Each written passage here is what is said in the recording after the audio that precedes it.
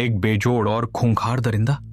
शेवई को लगा जैसे उसके पैर जवाब दे रहे हों। दरिंदों के बसेरे के सामान्य राक्षसी सिरदर्द देने के लिए काफी थे, और अब एक बेजोड़ दरिंदा सामने आ गया। वो कितना शक्तिशाली हो सकता है? शेवई ने कांपती आवाज में पूछा। कहना मुश्किल है, चलिए और गहराई में चलकर देखते हैं, नागराज ने कहा। अमितोभ चलिए। भिक्षु भी सहमत हो गए। शेवई अनिच्छुक थी, पर चुपचाप उनके पीछे हो ली। वे तीनों जितना अंदर जाते उतने ही हैरान रह जाते। रास्ते में राक्षसों की लाशों का अंबार लगा था। सबसे अजीब बात यह थी कि इन लाशों के मुंह बसेरे के अंदरूनी हिस्से की तरफ थे। ये आखिर हो क्या रहा है? कायदे से इन राक्षसों को बाहर की तरफ भागना चाहिए था। शेवई ने लाशों को देखते हुए अपनी भौहें सिकोड़ी। शायद वो खूंखार दरिंदा बाहर से आया है, नागराज ने अंदाजा लगाया। यही संभव है, वरना बसेरे में पैदा हुआ कोई जीव अपने ही कबीले के साथ इतना बेरहम नहीं होता, भिक्षु ने कहा। तभी नागराज अचानक चिल्ला उठा। ये नामुमकिन है। वो तेजी से एक विशाल लाश के पास पहुंचा। नागराज जी, क्या हुआ? शेवई ने पीछे से पूछा। नागराज ने एक लंबी सांस ली और सामने पड़ी एक विशाल बिना सिर वाली हाथी जैसी लाश की ओर इशारा करते हुए कहा, मैं इस राक्षस को जानता हूं। आप जानते हैं? शेवई हैरान रह गई। नागराज ने सिर हिलाया। कुछ साल पहले जब मैं अपने शिष्यों को यहां लाया था, तब मेरा सामना इसी राक्षस से हुआ था। यह इतना भयानक था कि मुझे और आकाशीय बिजली संप्रदाय के कुलपति को मिलकर इसे बमुश्किल पीछे धकेलना पड़ा था। मुझे आज भी याद है, इसके दांत किसी दिव्य अस्त्र जैसे थे। मेरे कंधे पर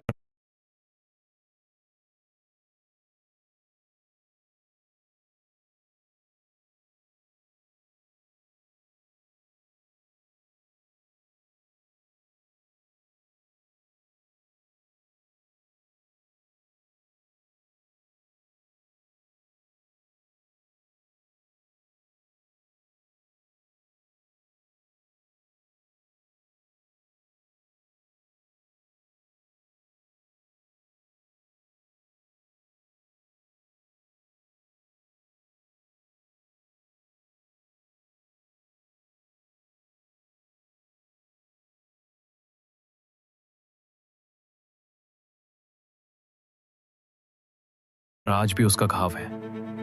दांत? पर वे कहां हैं? शेवई ने लाश के दूसरी तरफ जाकर देखा और उसे चक्कर आने लगे। हे भगवान, क्या हुआ? भिक्षु भी वहां पहुंचे।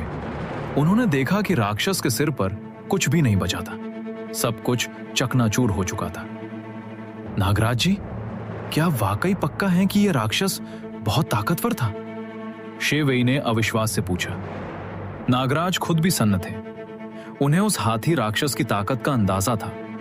एक पर एक की लड़ाई में वे खुद भी उसके सामने नहीं टिक पाते, पर इतना शक्तिशाली जीव एक ही वार में मारा गया।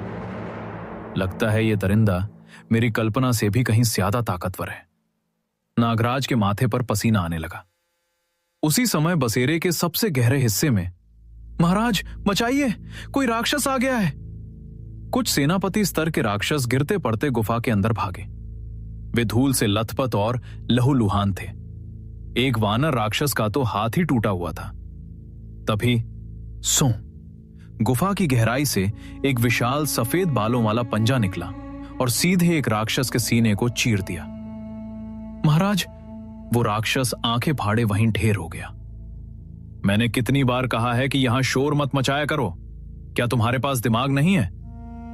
गुफा के अंदर से एक भारी और गूंजती आवाज आई। बाकी राक्षस खौफ के मारे जमीन पर लेट गए। तुम इतनी जल्दी वापस आ गए?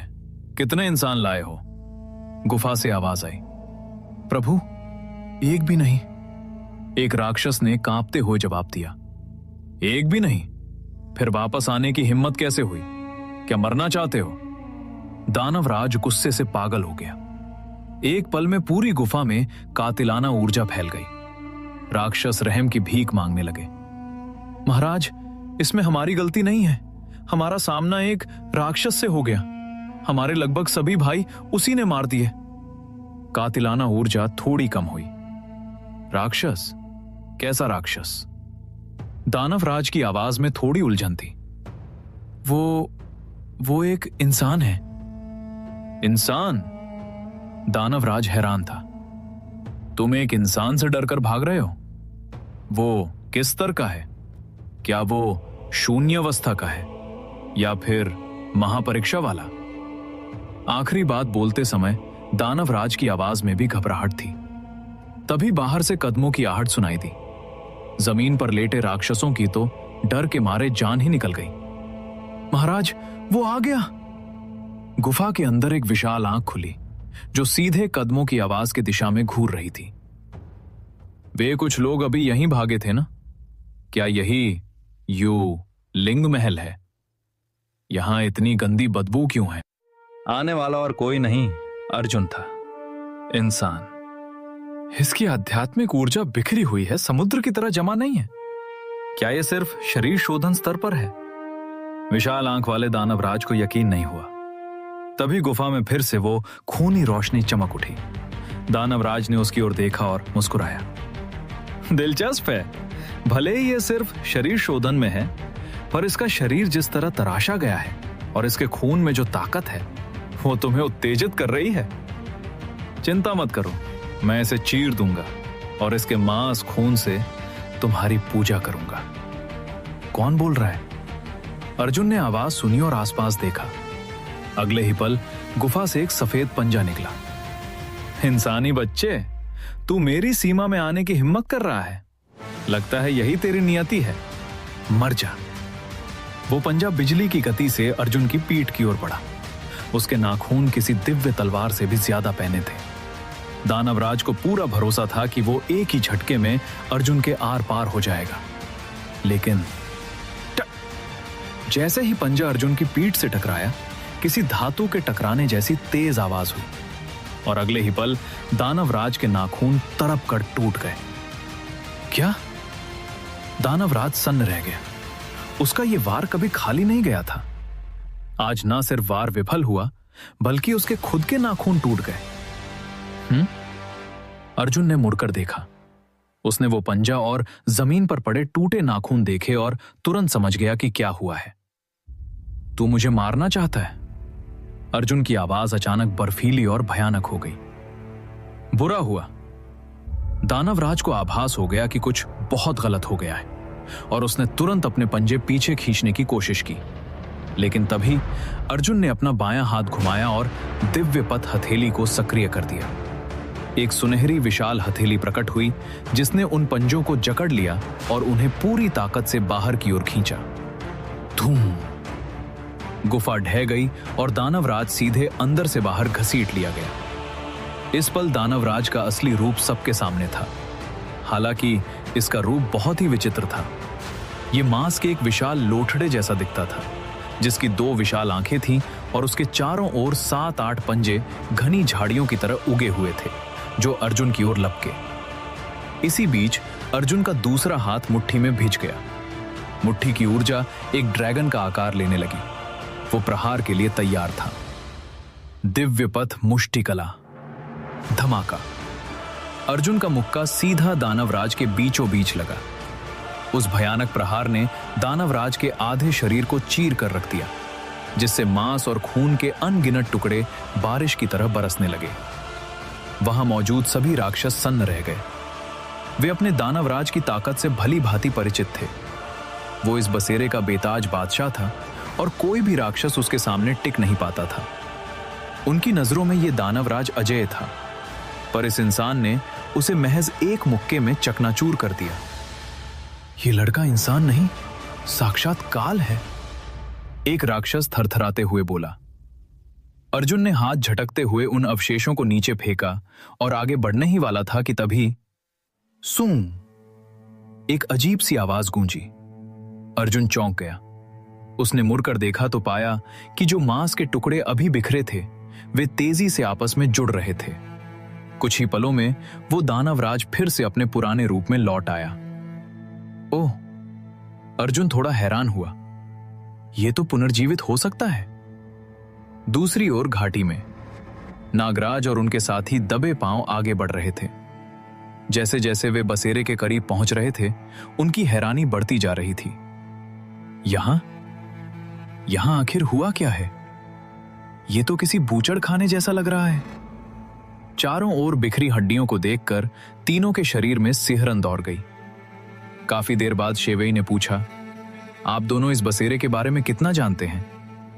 भिक्षु ने सोचकर कहा, मैंने एक बार परम गुरु आकाश से कुछ सुना था। ओह, उन्होंने क्या कहा था? बाकी दोनों की दिलचस्पी बढ़ गई। परम गुरु आकाश दिव्य संपर्क के 9वें स्तर पर थे और उनकी ताकत शून्य अवस्था के बहुत करीब थी। भिक्षु ने बताया, गुरुजी ने कहा था कि बरसों पहले उन्हें शून्य संप्रदाय के पूर्व कुलपति ने इस बसेरे के राक्षसों का अंत करने के लिए बुलाया था। उस युद्ध में वे बसेरे के सबसे गहरे हिस्से तक पहुंचे थे और वहां छिपे दानवराज से उनकी भीषण भिड़ंत हुई थी। फिर परिणाम क्या रहा? शेवेई ने उत्सुकता से पूछा। भिक्षु थोड़ा हिचकिचाए और बोले, जीत तो गुरुजी और उनके साथियों की हुई थी, लेकिन क्या? अगर वे जीत गए थे तो ये बसेरा अब तक क्यों है? नागराज ने उलझन में पूछा। भिक्षु ने गंभीर होकर कहा, गुरुजी ने कहा था कि वो दानव कभी मर नहीं सकता। मर नहीं सकता? इसका क्या मतलब? इसका मतलब है कि उस दानव के पास एक अमर शरीर है। अगर उसका शरीर नष्ट भी हो जाए तो वो तुरंत ठीक हो जाता है।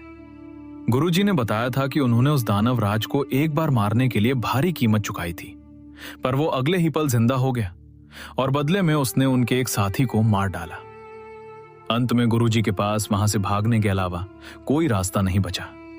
तब से किसी ने इसे नष्ट करने की हिम्मत नहीं की। शुक्र है कि वो दानव राज किसी शक्ति से बंधा हुआ है और इस बसेरे से बाहर नहीं निकल सकता। यह सुनकर नागराज और शेवेई के चेहरों पर खौफ छा गया।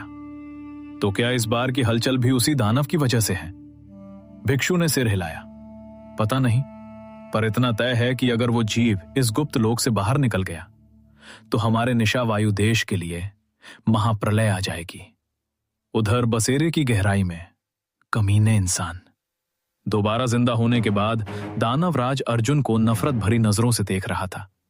अर्जुन ने उसकी आंखों में झांका और त्योरियां चढ़ाते हुए कहा, क्या घूर रहा है? और उसने फिर से एक तमाचा जड़ दिया। चटाक! इस प्रहार ने दानवराज को फिर से बिखेर दिया, लेकिन कुछ ही क्षणों में वो फिर जुड़ गया। इंसानी छोकरे, अब तू नरक जाएगा। दानवराज ने दोबारा ठीक होकर उपहास किया, पर अर्जुन मुस्कुराया और बोला, सच में? पर मुझे दिख रहा है कि इन 2 बार ठीक होने में तेरी आध्यात्मिक ऊर्जा काफी खर्च हो गई है। मुझे बड़ी उत्सुकता है कि तू और कितनी बार जी पाएगा? 3 बार या सिर्फ 2? तू? दानवराज घबरा गया। उसका राज पकड़ा जा चुका था। दरअसल उसका शरीर पूरी तरह अमर नहीं था। हर बार ठीक होने में भारी मात्रा में ऊर्जा खर्च होती थी। साधारण दुश्मनों के वार इतने घातक नहीं होते थे, इसलिए वो ऊर्जा को रिसाइकल कर लेता था। पर सामने खड़ा अर्जुन हर वार में उसे सीधा मौत के घाट उतार रहा था। 2 वारों में ही उसकी ऊर्जा खत्म होने को थी। नफरत है तुझसे। दानवराज के माथे पर पसीना आ गया। पर तभी, मुझे मौका दो। गुफा के मलबे से एक ठंडी आवाज आई। ओह, प्रभु जाग गए। दानवराज खुशी से झूम उठा और मलबे की ओर भागा। उसने मलबे को हटाकर एक काली सफेद हड्डी निकाली, जिस पर एक पन्ने जैसी हरे रंग की आग जल रही थी। इंसानी बच्चे, अब मर। दानवराज ने वो हड्डी अर्जुन की तरफ कर दी। सू! अचानक उस हड्डी से वो हरी आग एक धुंधली आकृति बनकर अर्जुन की ओर लपकी। अर्जुन ने उसे हथेली से मारना चाहा, पर उसका वार उस आकृति के आर पार निकल गया। उस पर भौतिक हमले का कोई असर नहीं हो रहा था। वो आकृति सीधे अर्जुन पर चढ़ गई। उसका निचला हिस्सा सांप की तरह अर्जुन के शरीर से लिपट गया और ऊपरी हिस्से ने अर्जुन के कंधे पर दांत गड़ा दिए। आह, कितना स्वादिष्ट मांस, कितनी शक्तिशाली ऊर्जा। अगर मैं तुझे खा गया तो मुझे मेरा असली शरीर वापस मिल जाएगा। उस हरी आग रूपी आत्मा ने उल्लास में चीखते हुए कहा। आगे? क्या अर्जुन उस आत्मा को अपनी आंतरिक शक्ति से भस्म कर देता है और उस काली सफेद हड्डी का रहस्य उजागर होता है? आगे इन सभी सवालों के जवाब जानने के लिए बने रहें हमारे साथ सिर्फ और सिर्फ पॉकेट एफएम पर। हेलो लिसनर, अगर आपको हमारी कहानी अच्छी लग रही है तो 5 स्टार रेटिंग जरूर दें ताकि हमें पता चले कि आप लोग तो हमारी कहानी पसंद आ रही है। तो हमारी कहानी के और भी ज्यादा एपिसोड सुनने के लिए हमें कमेंट में नेक्स्ट एपिसोड लिखकर जरूर बताएं।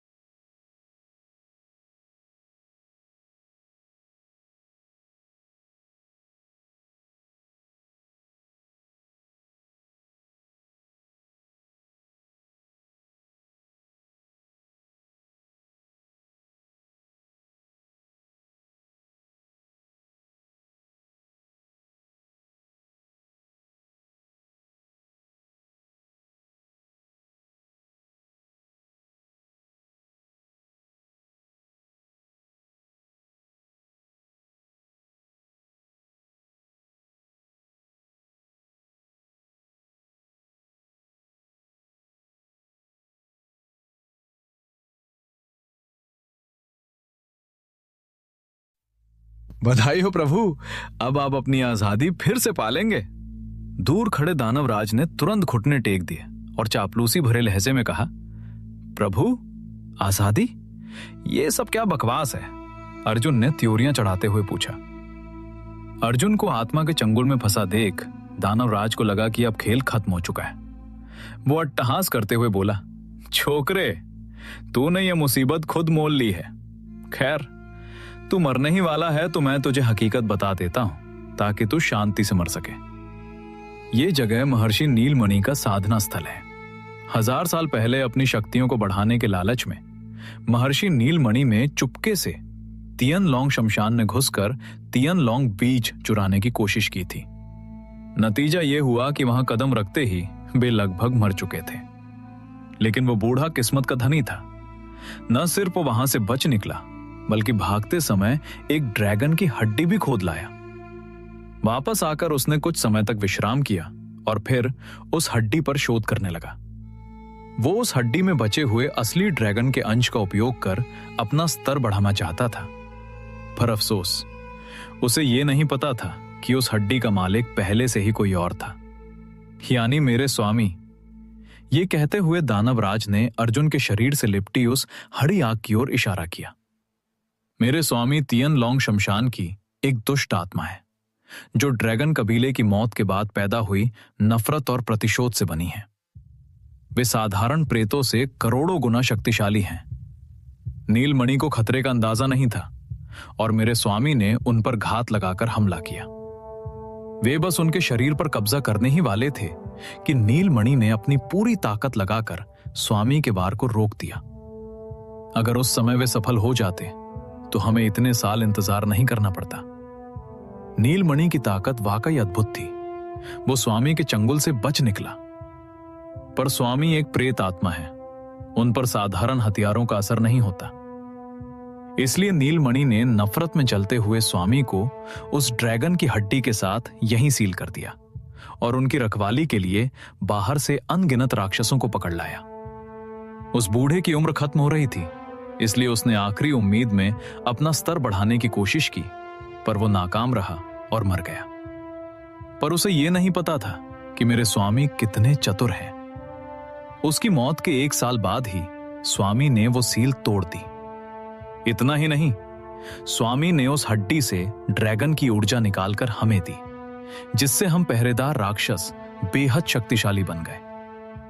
अगर स्वामी ना होते तो हम जैसे साधारण जानवरों को इतनी शक्ति कभी नहीं मिलती। ये सब सुनकर अर्जुन ने सिर हिलाया और कहा, अच्छा तो ये बात है। तभी मैं सोचूं कि तुम बाहर के राक्षसों से इतने अलग और ताकतवर क्यों हो। अर्जुन ने यह बात बहुत पहले ही गौर की थी। ये राक्षस बुद्धिमान थे, इनकी रफ्तार दिव्य संपर्क के बराबर थी, पर ये उड़ नहीं सकते थे। अब उसे कारण समझ आ गया था। दानवराज ने फुफकारते हुए आगे कहा, स्वामी हड्डी में तो थे, पर उनके पास भौतिक शरीर नहीं था। इसलिए हम गुप्त लोक खुलने पर इंसानों का शिकार करते हैं और उनके मांस खून से उस हड्डी की ऊर्जा को जगाते हैं। हमारी योजना के अनुसार स्वामी को पूरी तरह आजाद करने और एक सही शरीर ढूंढने में अभी सैकड़ों साल और लगते। पर तेरे यहां आने से हमें बड़ा सरप्राइज मिला है। दानवराज अर्जुन को लालच भरी नजरों से देखने लगा। इतना शक्तिशाली शरीर, इतनी शुद्ध ऊर्जा। मैंने ऐसी ऊर्जा सिर्फ नीलमणि के शरीर में देखी थी, और तेरी जवानी और ताकत तो उससे भी कहीं बढ़कर है। स्वामी को बस तेरे खून की जरूरत है उस हड्डी की पूरी शक्ति जगाने के लिए, और तेरा खाली शरीर स्वामी का नया वाहन बनेगा। तू अकेला हमारी योजना को सैकड़ों साल आगे ले आया है। यह तो कमाल हो गया। दानवराज पागलों की तरह हंसने लगा। सुनने के बाद अर्जुन ने बस इतना कहा, ओह समझ गया। दानवराज का चेहरा उतर गया। यह कुछ ठीक नहीं था। कायदे से यह जानकर कि वो मरने वाला है और उसका शरीर किसी और के कब्जा में होगा, उसे डरना चाहिए था या गिड़गिड़ाना चाहिए था। पर यह लड़का, ये इतना शांत कैसे है? उसने देखा कि अर्जुन ने अपना सिर घुमाया और अपने कंधे पर दांत गड़ाए हुए उस प्रेत आत्मा को देखा। बेकार है। स्वामी एक रूहानी शरीर है। जब नीलमणि जैसा दिग्गज उन्हें चोट नहीं पहुंचा पाया, तो तू क्या चीज है? उन्हें हराने के लिए तेरे पास आत्मिक शक्ति होनी चाहिए, पर इस दुनिया में आत्मिक साधक मिलते ही कहां हैं। तू चाहे जान लगा दे, तू स्वामी का बाल भी बाका नहीं कर पाएगा। अभी तो बड़ी अकड़ दिखा रहा था, बहुत ताकतवर था ना? अब दिखा अपनी अकड़। दानवराज ने मजाक उड़ाया। तभी अर्जुन ने अचानक हाथ बढ़ाया और उस प्रेत आत्मा का सिर जकड़ लिया। अबे ओए, बहुत देर से चबा रहा है, अब बस भी कर। यह कहते ही अर्जुन ने उसे झटके से नीचे खींचा और जोर से जमीन पर पटक दिया। धुम! आसपास की जमीन कांप उठी और धूल का गुबार छा गया। क्या? दानवराज की आंखें फटी की फटी रह गईं। जब धूल छटी तो अर्जुन शान से खड़ा था। वो प्रेत आत्मा जो उससे लिपटी थी, अब जमीन पर पड़ी तड़प रही थी। और उसकी हरी आग काफी धुंधली पड़ चुकी थी। तू तू एक आत्मिक साधक है। अर्जुन की गिरफ्त में दबी आत्मा को यकीन नहीं हो रहा था। आत्मिक साधना शारीरिक साधना से कहीं ज्यादा कठिन और दुर्लभ होती है। इसीलिए प्रेत आत्माओं से पूरी दुनिया डरती है, क्योंकि उन्हें मारने वाले साधक बहुत कम होते हैं। तुझे मेरा मांस खून चाहिए था ना, तुझे मेरा शरीर चाहिए था। तूने अपनी औकात से ज्यादा बड़ा सपना देख लिया। अर्जुन ने प्रेत को घूरा और चुटकी बजाई। वो अचानक अर्जुन के पीछे दर्जनों आत्मा निवारक कीले हवा में प्रकट हो गई। आत्मा निवारक कीले? वो प्रेत डर के मारे थर थर कांपने लगा। अगले ही पल अर्जुन ने हाथ हिलाया और वे कीलें प्रेत के शरीर में धंस गईं। प्रेत की चीख ऐसी थी जो रूह को कपा दे। पास छिपे छोटे राक्षस तो उस आवाज से ही बेहोश हो गए। कमीने लड़के, तेरी ये कीलें मुझे दर्द तो दे सकती हैं, पर मार नहीं सकती। जिस दिन मैं आजाद हुआ तुझे टुकड़ों में काट दूंगा, प्रेत ने गुस्से में श्राप दिया। अर्जुन ने भौएं सिकोड़ी और कहा, अच्छा तो कीलें काम नहीं कर रही, तो फिर यह कैसा रहेगा? जैसे ही उसने अपनी आत्मिक शक्ति को केंद्रित किया, खनक उसके सामने एक चमकती हुई मुड़ी हुई तलवार प्रकट हुई।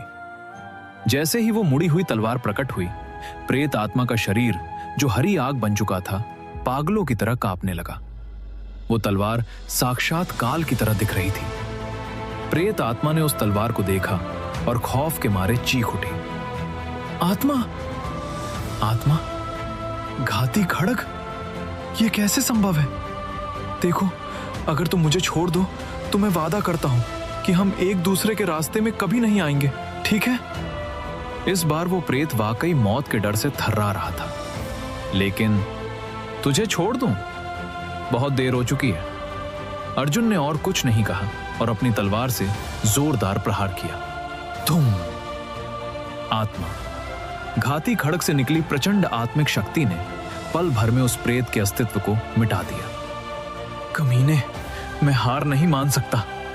मैं बड़ी मुश्किल से उस शमशान से भागा था, सील तोड़ी थी, बस सफलता के करीब था। प्रेत की आखिरी चीख गूंजी और फिर वो हमेशा के लिए शून्य में विलीन हो गया। अर्जुन ने हाथ हिलाया और उसकी तलवार और कीलें गायब हो गईं। फिर उसने मुड़कर पास खड़े दानवराज की ओर देखा। दानवराज की हालत पथरी थी। एक सेकंड पहले उसे लग रहा था कि जीत उसकी मुट्ठी में है, पर अगले ही पल उसका सबसे बड़ा सहारा, उसका स्वामी, खत्म हो चुका था। अब उसके सामने सिर्फ अर्जुन खड़ा था, वो राक्षस जिसे मारना नामुमकिन था। हुजूर, दानवराज ने एक चापलूसी भरी मुस्कान बिखेरने की कोशिश की। मैं आपको अपना स्वामी मानने को तैयार हूं, पर अर्जुन ने उसे भाव तक नहीं दिया और एक जोरदार तमाचा जड़ दिया। धमाका। दानवराज का शरीर फिर से बिखर गया। वो फिर से जुड़ने की कोशिश करने ही वाला था कि अर्जुन ने मुक्कों की बौछार कर दी। धूम धूम धूम। लगातार प्रहारों के बाद जमीन पर मांस का एक साबुत टुकड़ा तक नहीं बचा। वो अमर शरीर वाला दानवराज धुएं में बदल गया। कचरा। अर्जुन बुदबुदाया और जाने लगा, पर तभी वूम, सफेद रोशनी की एक किरण ने अर्जुन का ध्यान खींचा। उसने देखा कि जमीन पर वही ड्रैगन की हड्डी पड़ी थी जहां वो प्रेत रहता था। पहले वो हड्डी खूनी रोशनी से ढकी थी, पर अब वो एकदम दूध जैसी सफेद हो गई थी। देखते ही देखते उस हड्डी के ऊपर एक धुंधली आकृति उभरी। अर्जुन ने अपनी तलवार फिर से निकाल ली। फिर से? क्या ये कभी खत्म नहीं होगा? हड्डी के ऊपर बैठी आकृति तुरंत चिल्लाई, उपकारी, रुकिए! उपकारी? अर्जुन ठिठका और ध्यान से देखा। वो आकृति एक छोटे ड्रैगन जैसी थी। तू कौन है? अर्जुन ने पूछा। महाराज, मैं ड्रैगन कबीले से हूं। ये सफेद हड्डी मेरा ही शव है। छोटा ड्रैगन दुखी होकर बोला। मैं तियनलोंग श्मशान में शांति से पुनर्जन्म का इंतजार कर रहा था, पर बरसों पहले उस नीच प्रेत ने मेरी देह पर कब्जा कर लिया। वो इंसानी बलि चढ़ाकर मेरी आत्मा को पूरी तरह दूषित करना चाहता था। अगर आप आज उसे नहीं मारते तो मैं अपनी चेतना खोकर उसका गुलाम या भोजन बन जाता। अर्जुन ने सिर हिलाया। ठीक है, अब तू आजाद है। और वो आगे बढ़ने लगा। रुकिए, जरा रुकिए, छोटे ड्रैगन ने फिर आवाज दी। अब क्या है? अर्जुन ने चिढ़कर पूछा। महाराज, हालांकि मैं आजाद हूं, पर श्मशान से बाहर मैं ज्यादा देर तक टिक नहीं पाऊंगा।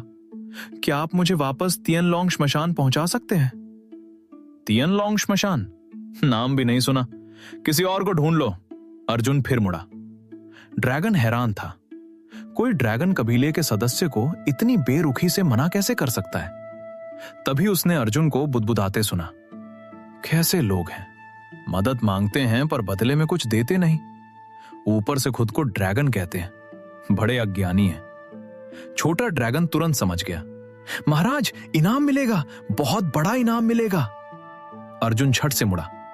कैसा इनाम? भले ही हमारा कबीला पहले जैसा नहीं रहा, पर हम आज भी दुनिया की सबसे शक्तिशाली प्रजातियों में से एक हैं। अगर आप मुझे घर पहुंचा देंगे तो मेरे कबीले वाले आपको माला माल कर देंगे। अर्जुन ने नाक खुजलाते हुए पूछा। बोल लिया? ड्रैगन ने कहा। जी। अर्जुन फिर जाने लगा। हवा में महल मत बनाओ, मुझे बेवकूफ समझाए क्या? ड्रैगन गिड़गिड़ाया। रुको, अभी एक फायदा और है। अगर आप मुझे वापस पहुंचाने का वादा करें तो मैं इस हड्डी में मौजूद अपनी मूल शक्ति का आधा हिस्सा आपको दे दूंगा। मूल शक्ति? वो किस काम की है? अर्जुन ने पूछा। वही ड्रैगन की असली ताकत का स्रोत है। इन राक्षसों को देखिए, ये मामूली जानवर थे, पर उस प्रेत ने मेरी मूल शक्ति का सिर्फ 1-2% इन्हें दिया और ये दिव्य संपर्क स्तर के महाबली बन गए। अर्जुन की आंखें चमक उठी। वाकई? तो तेरे पास अभी कितनी शक्ति बची है? छोटे ड्रैगन ने गर्व से कहा। 1000 साल में वो प्रेत मेरा सिर्फ थोड़ा सा हिस्सा ही चुरा पाया, बाकी सब अभी इसी हड्डी में है। अगर आप इसे हासिल कर लें तो आपकी ताकत कई गुना बढ़ जाएगी। यकीन नहीं आता तो देखिए। उसने हड्डी से सुनहरी ऊर्जा निकाली और अर्जुन की ओर भेजी। महाराज, विरोध मत कीजिएगा, मैं ये शक्ति आपके शरीर में डाल रहा हूं। सूं। सुनहरी ऊर्जा अर्जुन के अंदर समाने लगी। ड्रैगन ने मुस्कुराते हुए कहा, यह मेरी मूल शक्ति का 10वां हिस्सा है। अगर आप इसे पचा लें तो आप एक नए स्तर पर पहुंच जाएंगे। पर सावधान, ये ऊर्जा बहुत ज्यादा है। इसे पूरी तरह पचाने में आपको कई साल लग सकते हैं। पर अर्जुन ने उसकी बात अनसुनी कर दी और अपनी दिव्य पथ श्वसन कला शुरू कर दी। अगले 10 सेकंड के अंदर ही वो सारी सुनहरी ऊर्जा अर्जुन ने सोख ली और पूरी तरह पचा ली। आगे क्या अर्जुन की ताकत में अचानक भारी उछाल आता है और वो ड्रैगन की हड्डी को अपने अस्त्र के रूप में इस्तेमाल करना सीखता है? आगे इन सभी सवालों के जवाब जानने के लिए बने रहें हमारे साथ सिर्फ और सिर्फ pocket FM pair. Hello listener, अगर आपको हमारी कहानी अच्छी लग रही है तो 5 स्टार रेटिंग जरूर दें, ताकि हमें पता चले कि आप लोग तो हमारी कहानी पसंद आ रही है। तो हमारी कहानी के और भी ज्यादा एपिसोड सुनने के लिए हमें कमेंट में नेक्स्ट एपिसोड लिखकर जरूर बताएं। ड्रैगन कबीले की मूल शक्ति को पूरी तरह सोखने के बाद अर्जुन ने हवा में एक दिव्य पथ हथेली का प्रहार किया। धूम! एक सुनहरी हथेली प्रकट हुई, जिससे निकलने वाली ऊर्जा रोंगटे खड़े कर देने वाली थी। ओह, लगता है ताकत थोड़ी बढ़ गई है। यह देखकर अर्जुन ने संतोष में सिर हिलाया। उधर यह सब देख रहा छोटा ड्रैगन पूरी तरह हक्का बक्का रह गया। उसके कबीले की इतनी सारी मूल शक्ति सोखने के बाद यह लड़का कह रहा है कि ताकत थोड़ी बढ़ी है, और उससे भी बड़ी बात, इसके पचाने की रफ्तार तो डरावनी है। ड्रैगन की योजना थी कि वो अर्जुन को धीरे धीरे शक्ति देगा ताकि उसे अपने काम के लिए अटकाए रख सके, पर यहां तो पलक झपकते ही सारा खेल ही पलट गया। इस लड़के का शरीर आखिर बना किस चीज से है? ये तो ड्रैगन कबीले से भी ज्यादा असामान्य निकला। भले ही ये मेरे ज्यादा काम की ना हो, पर मेरे परिवार वालों के लिए बहुत काम आएगी, अर्जुन ने सोचा। उसे पता था कि इस शक्ति से उसके कबीले के योद्धाओं की ताकत कई गुना बढ़ सकती है। इस दुनिया में सुकून से जीने के लिए सिर्फ खुद का ताकतवर होना काफी नहीं था, एक मजबूत फौज का होना भी जरूरी था। ठीक है, मैं तुमसे वादा करता हूं, तुम्हारा तियनलोंग श्मशान कहां है? अर्जुन ने पूछा। स्वर्ग से परे की भूमि में, ड्रैगन ने जवाब दिया। है? वो कैसी जगह है? अर्जुन ने अपनी भौहें सिकोड़ी। ड्रैगन ने लाचारी से मुस्कुराते हुए कहा, महाराज, अभी मैं साफ साफ नहीं समझा सकता। वो जगह हमारे कबीले के लिए भी रहस्यमयी है और खास समय पर ही खुलती है। तो अगली बार कब खुलेगी? पक्का नहीं कह सकता। शायद कुछ सालों में या शायद कुछ 100 सालों में। अर्जुन का चेहरा काला पड़ गया। यह कैसा जवाब हुआ? ड्रैगन ने जल्दी से कहा, खुलने का समय अनिश्चित है, पर दुनिया भर के ड्रैगन कबीले को उसके खुलने से 3 साल पहले ही आभास हो जाता है। अर्जुन ने सिर हिलाया। ठीक है, तब तक तुम मेरे परिवार के लोगों को तैयार करने में मदद करो। समय आने पर मैं तुम्हें पहुंचा दूंगा। आपका बहुत बहुत आभार उपकारी। ड्रैगन ने कृतज्ञता प्रकट की। अर्जुन ने ड्रैगन की हड्डी संभाल कर रख ली और वो आत्मा वापस हड्डी में विश्राम करने चली गई, क्योंकि उसे भी अपनी चोटों से उबरने के लिए गहरी नींद की जरूरत थी। अर्जुन ने पूरे बसेरे में दिव्य स्फटिक ढूंढे, पर कुछ हाथ नहीं लगा। हार कर उसने वापस लौटने का फैसला किया। दूसरी ओर घाटी में नागराज, भिक्षु और शेवेई एक विशाल चट्टान के पीछे दुबके हुए थे। उन्होंने अपनी सांसें रोक रखी थी, क्योंकि कुछ देर पहले उन्होंने बसेरे की गहराई से आती भयानक ऊर्जा की लहरें महसूस की थी। उस खौफनाक ऊर्जा ने इन दिव्य संपर्क दिग्गजों की रीढ़ में कंपन पैदा कर दिया था। काफी देर तक सन्नाटा रहने के बाद नागराज ने दबी आवाज में पूछा, आप दोनों को क्या लगता है, वो क्या था? पता नहीं, पर इतना तय है कि वो कोई महाविनाशकारी जीव था। शायद वो अमर दानवराज ही था। शेवेई ने कांपती आवाज में कहा, वही होगा, और वो बेजोड़ खूंखार दरिंदा जो राक्षसों का शिकार कर रहा था, शायद वो भी वही है। भिक्षु ने सहमति जताई। तीनों के चेहरे मौत की तरह पीले पड़ गए थे। अगर वो हम पर हमला करे तो? नागराज ने पूछा। शेवेई के हाथ कांप रहे थे। हमारा बचना नामुमकिन है, वो हमें पल भर में भस्म कर देगा। तभी सन्नाटे को चीरते हुए कदमों की आहट सुनाई दी। टप टप टप। तीनों पत्थर की तरह जम गए। वे कदम तेज नहीं थे, पर हर कदम उनके दिल पर हथौड़े की तरह पड़ रहा था। उन्हें लगा उनका खून जम गया है। वो आहट निश्चित रूप से बसेरे की गहराई से आ रही थी। वो खूंखार दरिंदा आ पहुंचा था। पर अजीब बात थी, उस दरिंदे के कदम किसी इंसान जैसे क्यों लग रहे थे? पसीने की माथे से टपकने लगी। तभी घबराहट में शेवेई का पैर एक पत्थर से टकरा गया। खुर! पत्थर लुढ़क कर दूर जा गिरा। शेवेई का चेहरा सफेद पड़ गया। बाकी दोनों ने उसे गुस्से से घूरा, पर कोई बोला नहीं। वे दुआ कर रहे थे कि उस दरिंदे ने आवाज न सुनी हो। पर आहट रुक गई। उनकी धड़कनें थम गई। पकड़े गए, अब मौत निश्चित है। धत! डर डर के मरने से अच्छा है लड़कर मरे। चलो हमला करो। नागराज ने हिम्मत जुटाई और तलवार खींच ली। अमितोभ, चलिए लड़ते हैं। भिक्षु भी चिल्लाया। शेवेई ने एक चीख मारी और तीनों चट्टान के पीछे से बाहर झपटे, उस खूंखार दरिंदे से 2-2 हाथ करने के लिए। पर सामने का नजारा देखकर वे ठिठक गए। तुम तीनों यहां क्या कर रहे हो? लुका छिपी खेल रहे हो? अर्जुन की आवाज आई। हैं? कुंवर अर्जुन सिंह?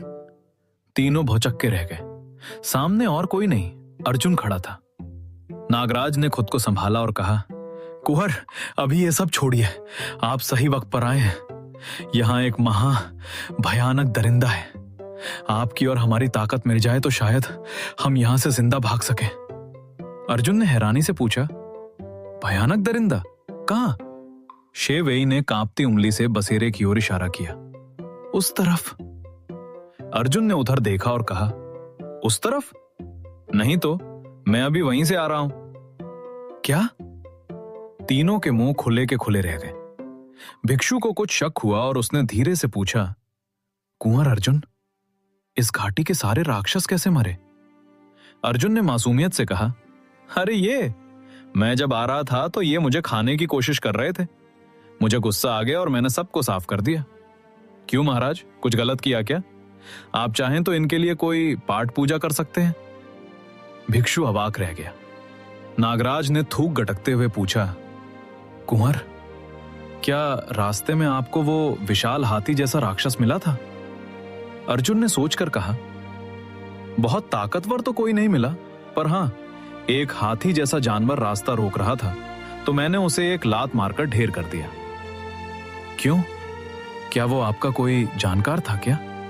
बिल्कुल नहीं, नागराज ने तुरंत से रिलाया।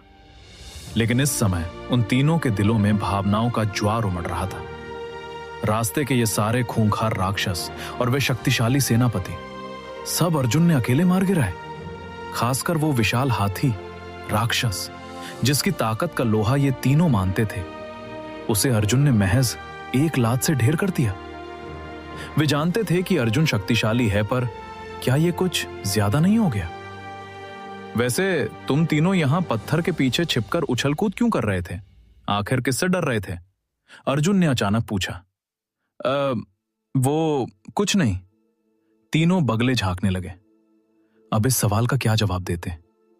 क्या ये कहते कि हम एक खूंखार दरिंदे से छिप रहे थे और वो दरिंदा कोई और नहीं, खुद अर्जुन था? यह कहना नामुमकिन था। भिक्षा स्वामी दयानंद ने बात बदलते हुए कहा, वैसे कुंवर अर्जुन, आप अभी उस दिशा से आए हैं। क्या आपने उन राक्षसों के दानव राज को देखा? अर्जुन ने सिर हिलाया। हां, देखा। भिक्षु ने उत्सुकता से पूछा, अब वो दानवराज कहां है? हालांकि बाकी राक्षस मर चुके थे, पर वो दानवराज एक बड़ा खतरा था। आखिर उसके पास अमर शरीर जो था। मैंने उसे थप्पड़ मारकर खत्म कर दिया, अर्जुन ने सहजता से कहा। क्या? तीनों को फिर से झटका लगा। कुंवर, क्या उस दानवराज के पास अमर शरीर नहीं था? शेवेई ने हैरानी से पूछा। अर्जुन ने गंभीरता से समझाया, हां, दिखता तो अमर जैसा ही था, पर वो सच में अमर नहीं था। उसकी एक बहुत बड़ी कमजोरी थी। कमजोरी? कृपया हमें भी बताइए कुंवर, नागराज ने पास आते हुए पूछा। उन्हें लगा कि शायद कोई गुप्त मंत्र या खास वार होगा। अर्जुन ने बड़े ही भोलेपन से कहा, दरअसल ये बहुत आसान है। उसके अमर शरीर की एक सीमा है। अगर आप उसे 10 सेकंड के अंदर लगातार 3 बार थप्पड़ मारकर जान से मार दें तो वो दोबारा जी ही नहीं पाता। तीनों, क्या ये आसान है? बरसों पहले नेशावायु देश के चोटी के योद्धाओं ने मिलकर हमला किया था। अनगिनत संसाधन झोंक दिए थे। तब जाकर बड़ी मुश्किल से उस दानवराज को एक बार मार पाए थे। और अर्जुन कह रहा है कि उसकी कमजोरी यह है कि उसे 10 सेकंड में 3 बार थप्पड़ से मारना पड़ता है। क्या अर्जुन को कमजोरी शब्द का असली मतलब पता भी है? तुम तीनों को क्या हुआ? ऐसे क्यों देख रहे हो? अर्जुन ने उनके चेहरे के हाव भाव देखकर उलझन में पूछा। नहीं, कुछ नहीं, नागराज ने अपना पसीना पोंछते हुए कहा। शेवेई ने मुस्कुराकर बात संभाली। जो भी हो कुंवर, आपने इन राक्षसों का सफाया करके हम सब पर बहुत बड़ा उपकार किया है। बिल्कुल, खजानों की खोज छोड़कर आपने जन कल्याण के लिए इन राक्षसों को मारा। आपकी इस महानता को मेरा प्रणाम। भिक्षु ने हाथ जोड़कर नमन किया। अर्जुन का चेहरा अचानक बदल गया। रुको एक मिनट, तुमने कहा कि यह दरिंदों का बसेरा है? तीनों ने एक साथ सिर हिलाया। जी हां। तो इसका मतलब ये यू लिंग महल नहीं है? शेवेई बोली। यू लिंग महल? वो तो बिल्कुल दूसरी दिशा में है। इस बार अर्जुन के पास कहने को कुछ नहीं बचा था। तत्, मैं भी सोचूं कि यह महल नक्शे जैसा क्यों नहीं दिख रहा। मुझे लगा उस छोटे लड़के ने मुझे गलत नक्शा दे दिया, पर असली कचरा तो मेरा दिशा ज्ञान है। अर्जुन ने बुदबुदाते हुए अपना चेहरा ढक लिया। कुंवर, क्या बात है? आप परेशान लग रहे हैं? तीनों ने चिंता से पूछा। कुछ नहीं, बस यहां का काम खत्म हो गया है, अब महल चलते हैं, अर्जुन ने बुझी हुई आवाज में कहा। तीनों दिग्गजों ने एक दूसरे की ओर देखा और आंखों ही आंखों में बात की। लगता है राक्षसों को मारने में कुंवर को काफी गहरी चोटें आई हैं। हां, देखिए उनका चेहरा कितना उतरा हुआ है। आखिर वो सदियों पुराना दानवराज था। बिना चोट खाए उसे मारना मुमकिन नहीं। इतने घायल होने के बाद भी कुंवर हमारे सामने सामान्य होने का नाटक कर रहे हैं ताकि हम परेशान ना हो। कितने दयालु हैं वे। वे तीनों इतने भावुक हो गए कि उनकी आंखों में आंसू आ गए। उन्हें क्या पता था कि अर्जुन सिर्फ इसलिए शर्मिंदा था क्योंकि वो रास्ता भटक गया था। क्या तुम तीनों मुझे उस महल तक छोड़ सकते हो? अर्जुन ने पूछा। उसके पास उड़ने की शक्ति नहीं थी और पैदल चलना उसे बहुत उबाऊ लग रहा था। ये तो हमारा सौभाग्य होगा, तीनों ने एक स्वर में कहा। अर्जुन हैरान था, इन तीनों को अचानक क्या हो गया? ये इतने इमोशनल क्यों हो रहे हैं? खैर, तीनों दिग्गजों की मदद से अर्जुन जल्दी ही यू लिंग महल की सीमा पर पहुंच गया। कुंवर, सामने ही महल है। यहां महर्षि नीलमणि का सुरक्षा कवच लगा है। 30 साल से ज्यादा उम्र का कोई भी व्यक्ति अंदर नहीं जा सकता। हम आपको यहीं तक छोड़ सकते हैं, भिक्षु ने कहा। ठीक है, आप सबका धन्यवाद। कुंवर, अगर अंदर मेरी शिष्या मुस्कान मिले तो उसका थोड़ा ख्याल रखिएगा, नागराज ने निवेदन किया। जरूर, अर्जुन ने कहा और महल के इलाके में दाखिल हो गया। यहां की दिव्य ऊर्जा और औषधियों को देखकर उसने नक्शा मिलाया और फिर से शर्मिंदा हो गया। इतनी बड़ी गलती कैसे कर दी मैंने? तभी दूर से किसी के चिल्लाने की आवाज आई। पूरे 100 मील में यही सबसे अच्छी जगह है। यहां साधना करने का फल दोगुना मिलेगा। ऐसी जगह इन कचरा लोगों के लिए नहीं है। मैं घोषणा करता हूं कि यह इलाका पवन वृष्टि द्वार का है। सबके सब 10 सेकंड के अंदर यहां से दफा हो जाओ, वरना अंजाम बुरा होगा। एक शिष्य दहाड़ रहा था। उसके पीछे 20 और लोग खड़े थे जो क्रूरता से मुस्कुरा रहे थे। यह तो सरासर दादागिरी है। यह जगह हमने पहले ढूंढी थी, किसी ने विरोध किया। मौत चाहिए तुझे? उस शिष्य ने हमला कर दिया। धूम! एक ही वार में विरोध करने वाला लहूलुहान होकर दूर जा गिरा। ये तो प्राण संग्रह के 8वें स्तर पर है। पवन वृष्टि द्वार में भी ऐसे प्रतिभाशाली शिष्य हैं। आसपास के लोग डरकर पीछे हट गए। अर्जुन जैसे दिग्गजों को छोड़ दें तो ये लड़का इस पीढ़ी का बेताज बादशाह लग रहा था। तभी अर्जुन अपना मुंह हाथ से छिपाए हुए वहां से गुजरा। ओए, एक और नमूना। तुझे मार खानी है क्या? मुंह क्यों छिपा रखा है? क्या अपनी शक्ल दिखाने लायक नहीं है? उस 8वें स्तर के शिष्य ने कमर पर हाथ रखकर अर्जुन को टोका। क्या तुम मुझसे बात कर रहे हो? अर्जुन ने आवाज सुनी, अपना हाथ हटाया और सिर उठाकर उसकी ओर देखा। आगे क्या अर्जुन उस घमंडी शिष्य को अपनी ताकत का एहसास कराता है और पूरे पवन वृष्टि द्वार के छक्के छुड़ा देता है? आगे इन सभी सवालों के जवाब जानने के लिए बने रहें हमारे साथ, सिर्फ और सिर्फ पॉकेट एफएम पर। हेलो लिसनर, अगर आपको हमारी कहानी अच्छी लग रही है तो 5 स्टार रेटिंग जरूर दें, ताकि हमें पता चले कि आप लोग तो हमारी कहानी पसंद आ रही है। तो हमारी कहानी के और भी ज्यादा एपिसोड सुनने के लिए हमें कमेंट में नेक्स्ट एपिसोड लिखकर जरूर बताएं। जैसे ही अर्जुन ने सिर उठाकर देखा, पवन वृष्टि द्वार के शिष्यों की नजर सीधे उसके चेहरे पर पड़ी। एक पल के लिए पूरा माहौल जम गया। विशेष रूप से वो मुख्य शिष्य जो प्राण संग्रह के 8वें स्तर पर था, उसके चेहरे के भाव देखने लायक थे। वो अपनी पीढ़ी का दिग्गज माना जाता था, पर वो जानता था कि असली महारथियों के सामने वो कुछ भी नहीं है। वो यहां सिर्फ कमजोरों को डराने और छोटे मोटे खजाने लूटने आया था। पर उसे क्या पता था कि वो गलती से देश के सबसे खतरनाक लौह स्तंभ से टकरा जाएगा। कुंवर अर्जुन सिंह, उसने एक ठीकी मुस्कान के साथ कहा। अभी क्या कह रहे थे तुम? कि मेरी शक्ल दिखाने लायक नहीं है और तुम मुझे पीटना चाहते हो, है ना? अर्जुन ने ठंडी नजरों से उसे घूरा। यह सुनकर उस शिष्य की सिट्टी बिट्टी गुम हो गई। उसके सामने खड़ा अर्जुन वो शख्स था जिसने दिव्य संपर्क और शून्य अवस्था के योद्धाओं को धूल चटाई थी, और उसने उसे धमकी दी थी। जैसे जैसे उसने अंजाम के बारे में सोचा, उसका डर बढ़ता गया। अर्जुन की तीखी नजरों के सामने वो टिक नहीं पाया। उसकी आंखें पलट गईं और वो डर के मारे झाग छोड़ते हुए वहीं बेहोश हो गया। हैं? ये तो देखते ही ढेर हो गया, अर्जुन ने घृणा से कहा। फिर उसने दूसरे शिष्य की ओर उंगली उठाई। ए तू! मैं?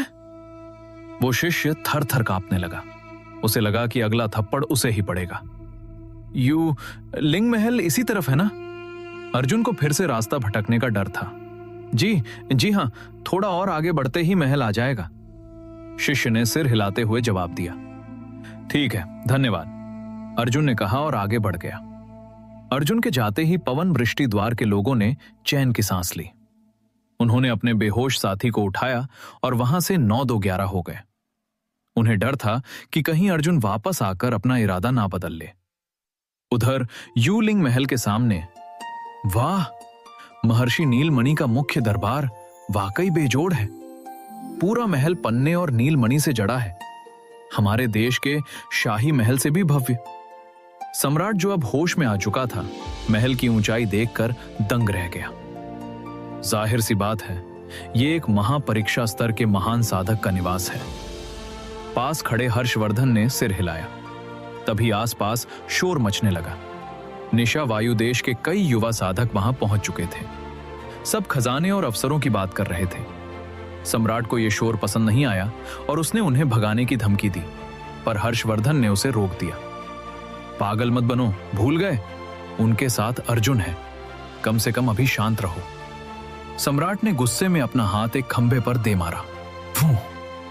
खंभे से एक दिव्य ज्योति निकली। ये क्या है? सब चौंक गए।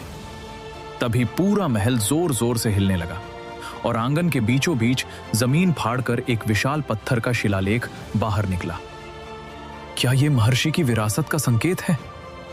हर्षवर्धन की आंखें चमक उठी। शिलालेख पर कुछ शब्द उभरने लगे। सबने करीब जाकर देखा। वहां लिखा था, नीलमणि सूची 30 वर्ष से कम आयु के साधक इस शिलालेख में अपनी आध्यात्मिक ऊर्जा डालें। यह शिलालेख आपकी प्रतिभा का आकलन करेगा। यदि कुल प्रतिभा का अंक 1 लाख पार कर जाता है तो इस तुच्छ साधक की विरासत प्रकट हो जाएगी। यह देखकर भीड़ में सुगबुगाहट शुरू हो गई। महर्षि की विरासत? अफवाहें सच थीं। हर्षवर्धन चिल्लाया, सब चुप हो जाओ। तुम जैसे कचरा लोगों की प्रतिभा से 10,000 अंक भी मिल जाएं तो बहुत बड़ी बात होगी, और तुम अभी से विरासत के सपने देख रहे हो। हालांकि लोग नाराज थे, पर वे हर्षवर्धन की ताकत से डरते थे। तभी एक स्थानीय युवक आगे आया। प्रतिभा है या नहीं, यह तो जांचने पर ही पता चलेगा। मैं शुरुआत करता हूं। उसने शिलालेख पर हाथ रखा और अपनी ऊर्जा डाली। शिलालेख पर लिखा आया, सुनील 21 वर्ष, प्राण संग्रह स्तर 3, प्रतिभा अंक 1। पूरा मैदान सन्न रह गया। क्या 21 साल की उम्र में तीसरे स्तर पर होना औसत से ऊपर माना जाता है, पर इसे सिर्फ 1 अंक मिला? इसका मतलब महर्षि को बुलाने के लिए हमें ऐसे 1 लाख सुनील चाहिए होंगे। शिलालेख पर अपना अंक देखकर सुनील का चेहरा शर्म से लाल हो गया।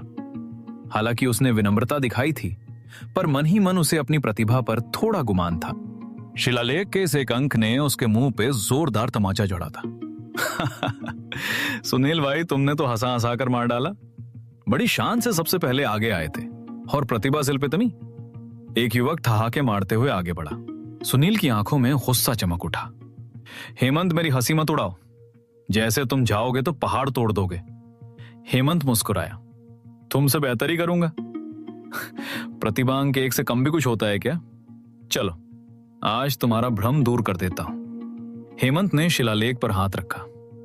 सुनील, ध्यान से देखो, इसे कहते हैं प्रतिभा। उसने अपनी ऊर्जा अंदर प्रवाहित की।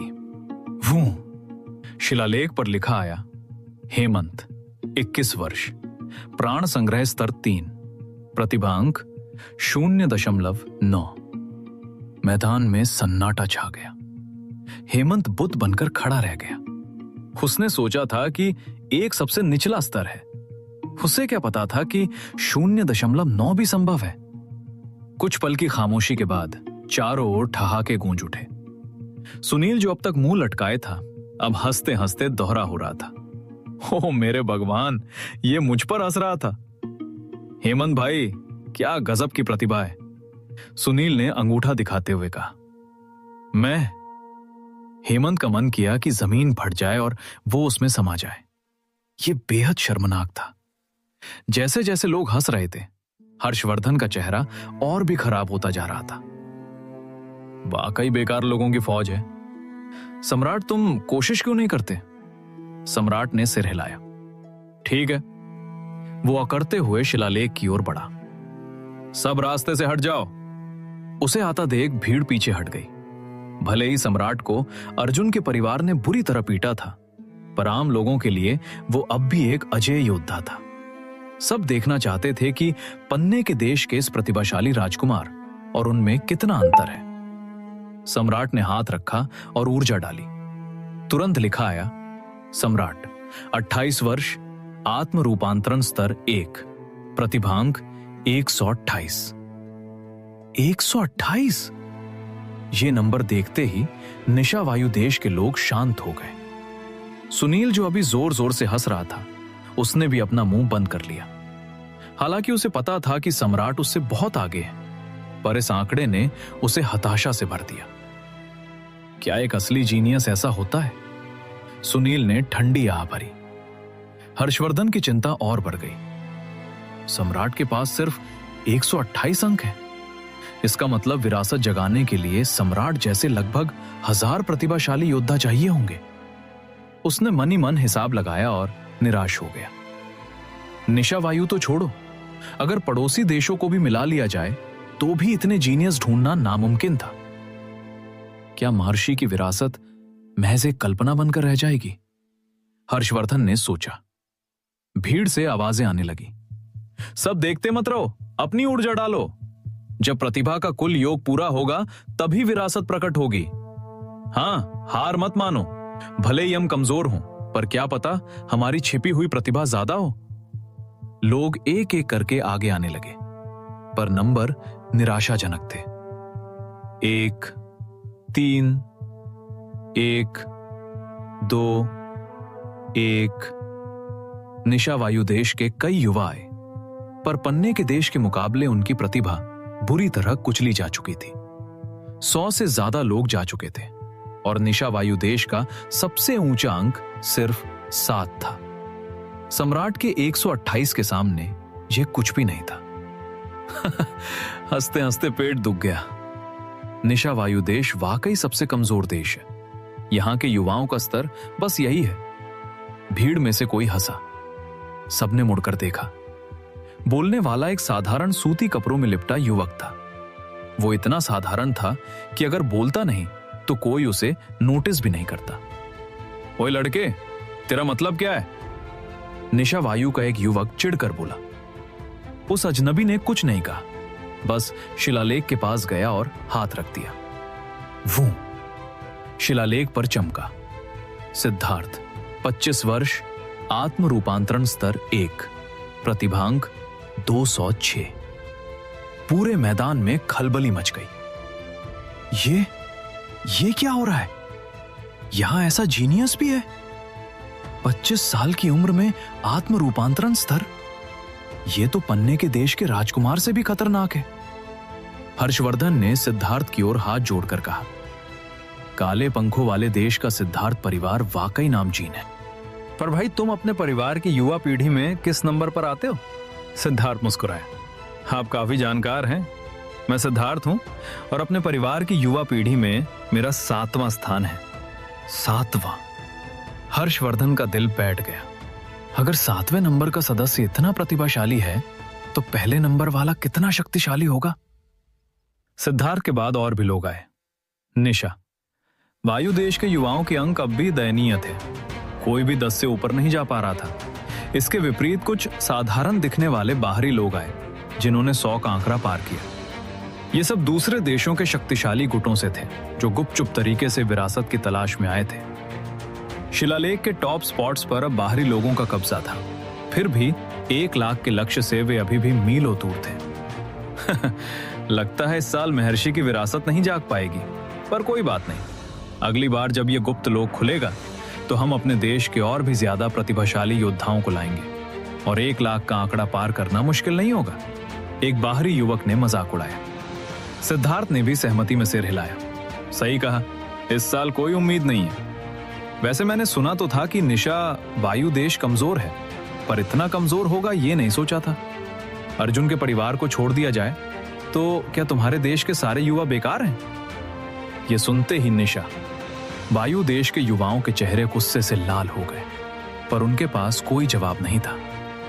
शिलालेख पर लिखे ठंडे आंकड़े सच्चाई बयान कर रहे थे। तभी भीड़ के पीछे से एक कड़क आवाज आई। किसने कहा कि मेरे निशा वायु देश के सारे युवा बेकार हैं? आगे। क्या अर्जुन भीड़ को चीरते हुए आगे आता है और शिलालेख पर हाथ रखता है, जिससे पूरी नीलमणि सूची ही दहल जाती है? आगे इन सभी सवालों के जवाब जानने के लिए बने रहें हमारे साथ, सिर्फ और सिर्फ पॉकेट एफएम पर। हेलो लिसनर, अगर आपको हमारी कहानी अच्छी लग रही है तो 5 स्टार रेटिंग जरूर दें, ताकि हमें पता चले कि आप लोग तो हमारी कहानी पसंद आ रही है। तो हमारी कहानी के और भी ज्यादा एपिसोड सुनने के लिए हमें कमेंट में नेक्स्ट एपिसोड लिखकर जरूर बताएं। आवाज का पीछा करते हुए सबकी निगाहें भीड़ के पीछे खड़ी एक गंभीर और सुंदर युवती पर टिकी। ये कौन है? किस परिवार की होनहार है?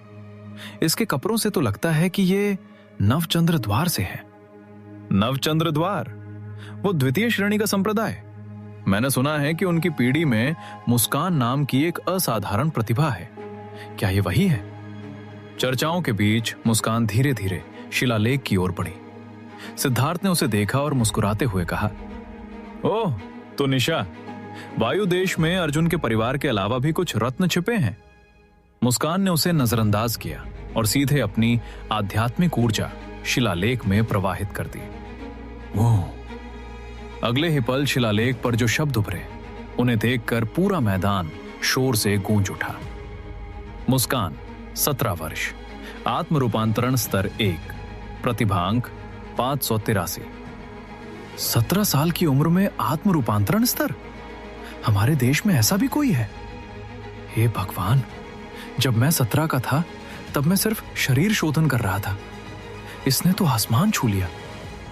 सिर्फ स्तर मत देखो, उसका स्कोर देखो, 583। ये तो पन्ने के देश और काले पंखों वाले देश के योद्धाओं से कहीं ज्यादा है। अचानक निशा, वायु देश के लोगों के तेवर बदल गए।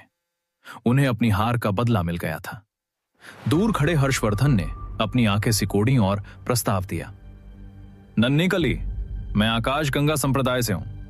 क्या तुम हमारे साथ जुड़ना चाहोगी? मैं तुम्हें बेहतरीन संसाधन और तकनीकें दिलवा सकता हूं। सिद्धार्थ ने तुरंत बीच में टोकते हुए कहा, हर्षवर्धन भाई, सीधे शिकार कर रहे हो।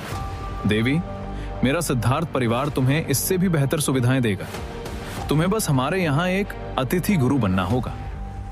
सम्राट आग बबूला हो गया। सिद्धार्थ, ये क्या बदतमीजी है? तुम लालच दे सकते हो तो मैं क्यों नहीं? इससे पहले कि झगड़ा बढ़ता, मुस्कान ने सिर हिलाया। आप सबको धन्यवाद, पर मैं अपने संप्रदाय के प्रति वफादार रहूंगी। कृपया दोबारा यह बात ना छेड़े। इसके बाद काफी देर तक इंतजार चलता रहे। लोग आते रहे और अपनी ऊर्जा डालते रहे, पर 100 से ऊपर स्कोर करने वाले बहुत कम थे। असली हलचल तब हुई जब अर्जुन का परिवार वहां पहुंचा। अर्जुन के भाइयों ने आते ही धमाका कर दिया। उनके स्कोर 500 के पार थे, लेकिन रोहन और अन्य जिन्होंने अर्जुन से सीखी तकनीकों पर महारत हासिल की थी, उनका स्तर ही अलग था। उन सब का स्कोर 1000 से ऊपर था। रोहन का स्कोर सबसे ज्यादा 1400 था। वो भीड़ में सबसे अलग चमक रहा था। अब शिलालेख पर टॉप पर अर्जुन का परिवार था, उसके बाद मुस्कान और फिर बाकी बाहरी देशों के राजकुमार। सिद्धार्थ का चेहरा उतर गया। यह परिवार वाकई मामूली नहीं है। मेरे कबीले का सबसे ताकतवर योद्धा भी शायद इनसे ना जीत पाए। हर्षवर्धन ने लंबी सांस ली। अफसोस, सबको मिलाकर भी स्कोर अभी सिर्फ 10,000 के आसपास है। विरासत जगाने के लिए 1 लाख चाहिए। लगता है इस साल कोई उम्मीद नहीं है। अगली बार जब यह खुलेगा तो दुनिया भर के राक्षसी प्रतिभा वाले योद्धा यहां आएंगे। तब हमें कौन पूछेगा? किसी ने कहा। तभी भीड़ में अचानक उत्साह की लहर दौड़ गई। कुंवर अर्जुन सिंह आ गए। सबकी नजरें पीछे की ओर घूमी। अर्जुन धीरे धीरे भीड़ को चीरते हुए आ रहा था। लगता है इस बार मैं सही जगह पहुंचा हूं। क्या यही महल है? अर्जुन ने अपने भाइयों से पूछा।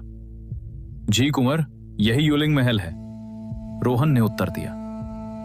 अर्जुन ने राहत की सांस ली। वैसे क्या तुम्हें वो दिव्य स्फटिक मिला? सबने इनकार में सिर हिलाया।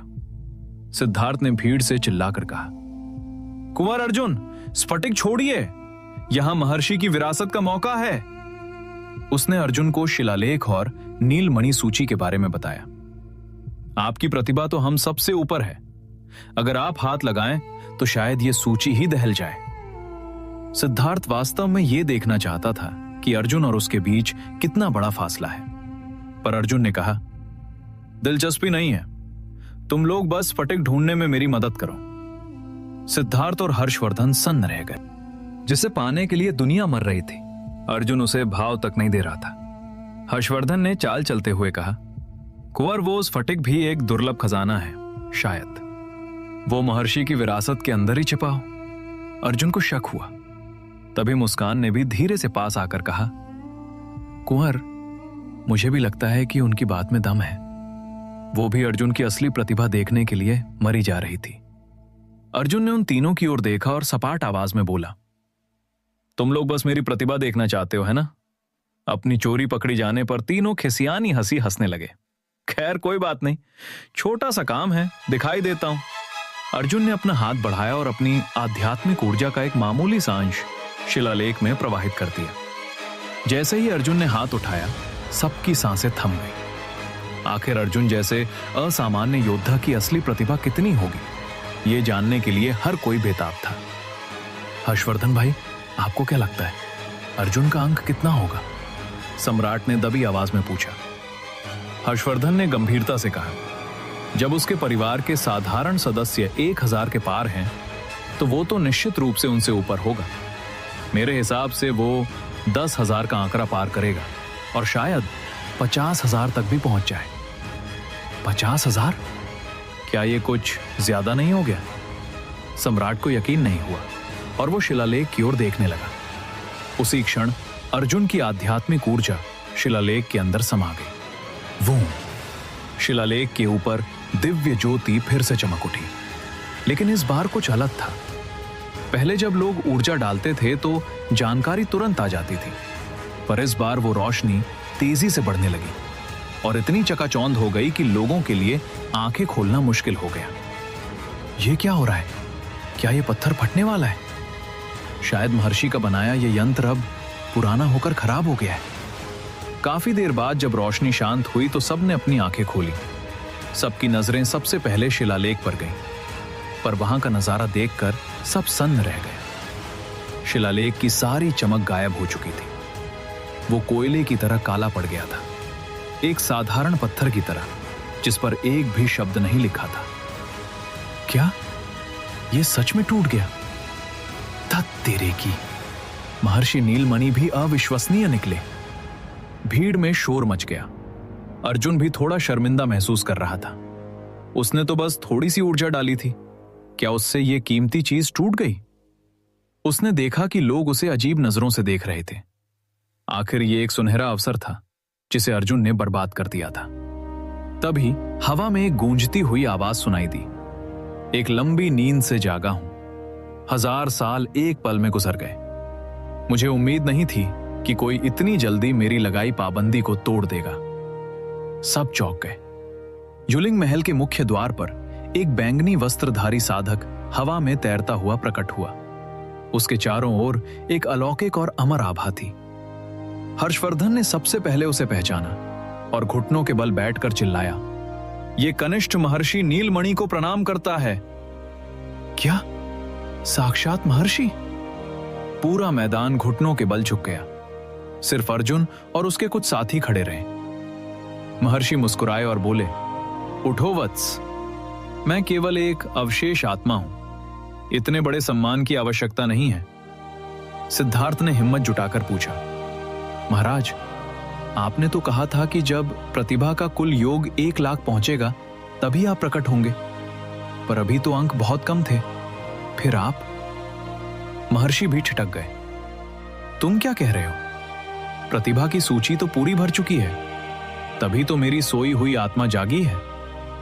क्या? भीड़ में खलबली मच गई। सिद्धार्थ ने कहा, प्रभु, शायद आपसे कोई चूक हुई है। अभी आखिरी व्यक्ति के ऊर्जा डालने से पहले 80,000 अंक कम थे। महर्षि ने भौहें सिकोड़ी और शिलालेख के पास जाकर उसे ध्यान से देखा। उनकी आंखें फटी की फटी रह गईं। ये कैसे संभव है? सिद्धार्थ को लगा कि शायद सिस्टम की खराबी की वजह से उसे कोई मौका मिल जाए। उसने मुस्कुराकर पूछा, महाराज क्या हुआ? महर्षि ने चौंक कर भीड़ की ओर देखा और पूछा, यहां अर्जुन कौन है? सिद्धार्थ की मुस्कान गायब हो गई। सबकी नजरें अर्जुन पर टिक गईं। मैं ही अर्जुन हूं, अर्जुन ने सपाट आवाज में कहा। महर्षि ने अर्जुन को अचंभे से देखा और बुदबुदाया। जब मैंने ये पाबंदी लगाई थी तो जानबूझकर 1 लाख का लक्ष्य रखा था ताकि दुनिया भर के प्रतिभाशाली युवा यहां आए और मैं एक श्रेष्ठ उत्तराधिकारी चुन सकूं। परंतु मैंने सपने में भी नहीं सोचा था कि इस दुनिया में कोई ऐसा भी होगा जिसकी अकेले की प्रतिभा ही 1 लाख से ऊपर होगी। मैदान में शमशान जैसा सन्नाटा छा गया। एक अकेले इंसान की प्रतिभा 1 लाख के पार? वहां मौजूद लोग, जिनका स्कोर दहाई के अंक में भी नहीं था, अर्जुन को किसी दूसरे ग्रह के प्राणी की तरह देखने लगे। हम सब इंसान ही है ना, फिर ये अंतर कैसा? महर्षि नीलमणि अब बेहद उत्साहित थे। वे अर्जुन के चारों ओर हवा में चक्कर काटने लगे और बार बार सिर हिलाने लगे। क्या तेजस्वी युवक है! क्या तुम मेरे उत्तराधिकारी बनकर मेरी विरासत स्वीकार करोगे? अगर तुम तैयार हो तो मैं गारंटी देता हूं कि 100 साल के भीतर तुम महापरीक्षा स्तर पर पहुंच जाओगे और 1000 साल में स्वर्ग सिधारोगे। यह सुनकर वहां मौजूद कई राजकुमारों के दिल टूटने की आवाज आई। सिद्धार्थ और हर्षवर्धन की आंखें जलन से लाल हो गईं। इतनी दूर से आने का फल यह मिला कि सब कुछ थाली में सजाकर अर्जुन को मिल गया। लेकिन दिलचस्पी नहीं है, अर्जुन ने सीधे मना कर दिया। हैं? उसने क्या कहा? उसने मना कर दिया? पागल है क्या? साक्षात महर्षि की विरासत ठुकरा दी। महर्षि नीलमणि भी सन्न रह गए। वत्स, शायद तुमने सुना नहीं, मैंने क्या कहा? मैंने कहा मुझे कोई दिलचस्पी नहीं है, आप किसी और को ढूंढ लीजिए, अर्जुन ने कहा। अर्जुन मन ही मन सोच रहा था, क्या वो अपनी दिव्य पथ कला छोड़कर इन मामूली तकनीकों को सीखेगा? वो इतना भी पागल नहीं था। आगे, क्या महर्षि अर्जुन को मनाने के लिए उसे दिव्य स्फटिक का लालच देते हैं और महल के गुप्त तहखाने का दरवाजा खोलते हैं? आगे इन सभी सवालों के जवाब जानने के लिए बने रहें हमारे साथ, सिर्फ और सिर्फ पॉकेट एफएम पर। हेलो लिसनर, अगर आपको हमारी कहानी अच्छी लग रही है तो 5 स्टार रेटिंग जरूर दें ताकि हमें पता चले कि आप लोग तो हमारी कहानी पसंद आ रही है। तो हमारी कहानी के और भी ज्यादा एपिसोड सुनने के लिए हमें कमेंट में नेक्स्ट एपिसोड लिखकर जरूर बताएं। वहां मौजूद लोगों ने इस बार बिल्कुल साफ सुना था। अर्जुन ने सच में महर्षि नीलमणि को ठुकरा दिया। आखिर ये लड़का सोच क्या रहा है?